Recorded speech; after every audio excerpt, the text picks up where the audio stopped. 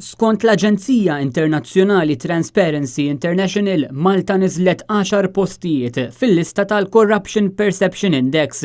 Il-Corruption Perception Index huwa studju minn grupp ta' esperti internazzjonali li jistudjaw kemm pajjiż ikun ikkunsidrat bħala wieħed korrott.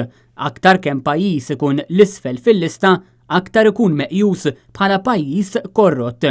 Bekk skont l-aktar studju riċenti, Malta tilfet 10 postijiet u mis-37 post issa tinsab fis-47 post. Jiġifieri l-agħar post li Malta qatt kellha f'din il-lista maħruġa minn Transparency International kull sena.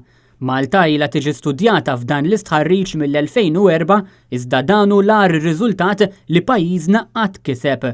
Skont wieħed mill-uffiċjali ta' Transparency International, ir-raġuni għalfejn pajjiż jinżel l-isfel fil-lista tal-korruzzjoni hi li qed jinħattru mexxejja populisti. What we see is that countries which are installing autocratic populist leaders, they really go down on the index because they came on board to say we fight corruption, but they are not fighting corruption, they're actually making it worse by undermining democracy, by undermining press freedom and the freedom to hold them accountable.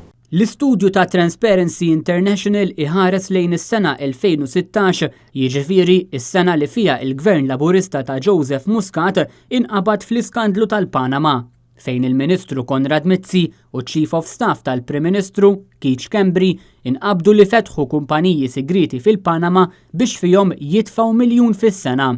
Muscat irrifjuta li jkeċċi lil Keith Schembri u lil Konrad Mizzi. U minkejja li skont ġurnali Ewropej il-kredibilità ta' Malta bil-Presidenza Ewropea ħadet daqqa l-isfel minħabba fekk, Muscat baqa' jirrifjuta li jieħu passi. Will you reconsider removing Dr. Konrad Mizzi so that your work is no longer overshadowed? So it will definitely continue to dominate my country's media. So I just would like to remind you that the minister involved, one of his portfolios was removed, and the other portfolio is under my responsibility now, and he's under my direct supervision. Fil-waqt li uffiċjalment issa pajjiżna hu meqjus bħala l-aktar korrott li qatt kien fl-istorja reċenti, Muscat jinsisti li jrid jagħmel lil Malta l-aqwa fl-Ewropa. B'reazzjoni għal dan kollu fit-tweet, il-kap tal-Partit Nazzjonalista Simon Busuttil qal li l-istudju ta' Transparency International hu imbarazzanti għal pajjiżna u jħammrilna wiċċna. U żied illi issa hu l-ħin biex kull min jobgħod il-korruzzjoni jingħaqad flimkien biex pajjiżna jingħata gvern nadif.